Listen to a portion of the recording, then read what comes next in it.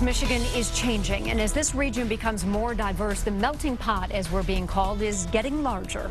Channel 7's Carolyn Clifford joins us now to explain how this new blended mixture of cultures is being received in the Detroit area. Carolyn? Well, Joanne and Diana, once upon a time when you thought of cultural differences right here in Michigan, black and white and segregated communities came to mind. But today, Michigan is made up of far too many ethnic groups to count. But the question remains, are we getting along and are we better off?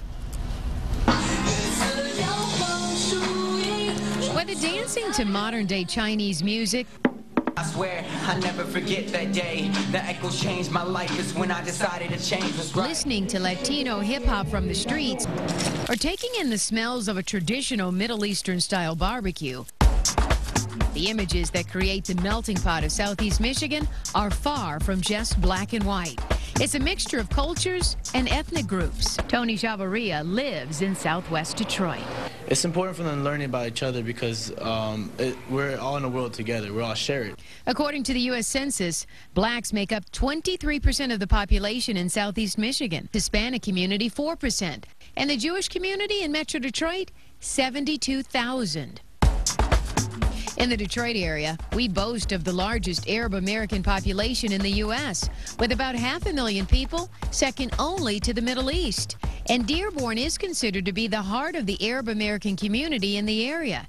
It's where Yasser Saad runs a meat business. It's almost like Muslim town here. So they eat halal meat, they do everything like halal. And for many, doing business in Dearborn is more than just about economics. In the city of Dearborn, we give people a taste of the Middle East, whether you're from the Middle East or not. We basically offer people a chance that if you've heard something negative about our community or you've heard something that doesn't really represent us in a positive way, we give you the opportunity to come to the city of Dearborn and realize, hey, this is what we're all about.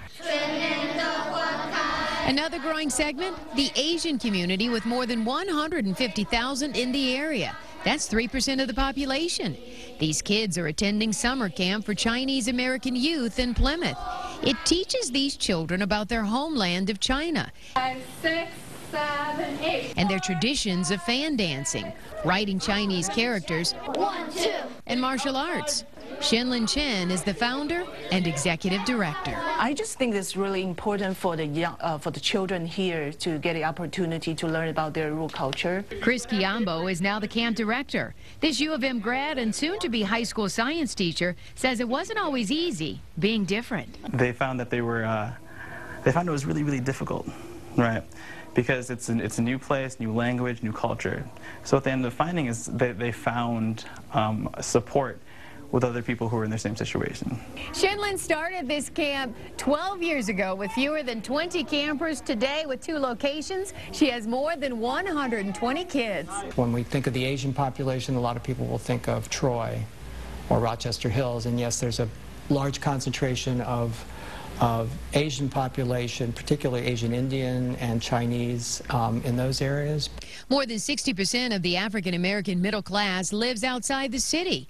Hester Wheeler is the assistant Wayne County executive. The reasons you see blacks and Asians and Arab Americans migrating to different communities is in pursuit of that level of comfort, which is a reflection of the American dream. Well, young people don't seem to harbor the same ideals about racism that older folks do. Tell me why. The hope of tomorrow is in the hearts and eyes of young people. They're not stuck like many of us are. They don't even know the foolishness that divided folk in the past. So while we're in an area that's rich in culture, for years we've been separate, but now may be the turning point and a time for us to embrace our diversity. Wow, certainly beautiful to see. Tomorrow on Action News at 5, we're going to take a look at what's called the most diverse community in Southeast Michigan, and also one that's continuing to grow and thrive even in this tough economy.